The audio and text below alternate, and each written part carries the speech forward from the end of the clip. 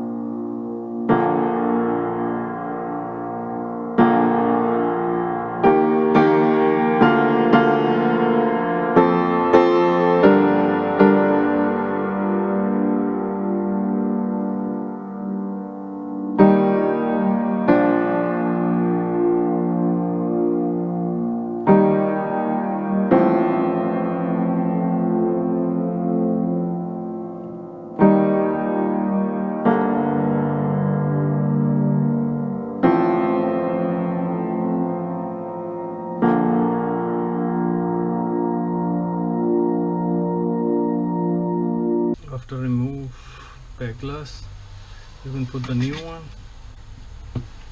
This is the new one. Already have a double tape, sticky tape type of one. Already have a sticky tape on the corners, on the all edges. You just need to put on the right place.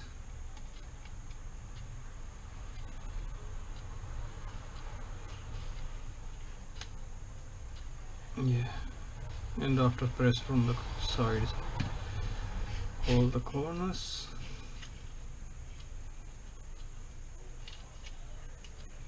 The job is done. Thanks for watching my video. Hopefully you like my video.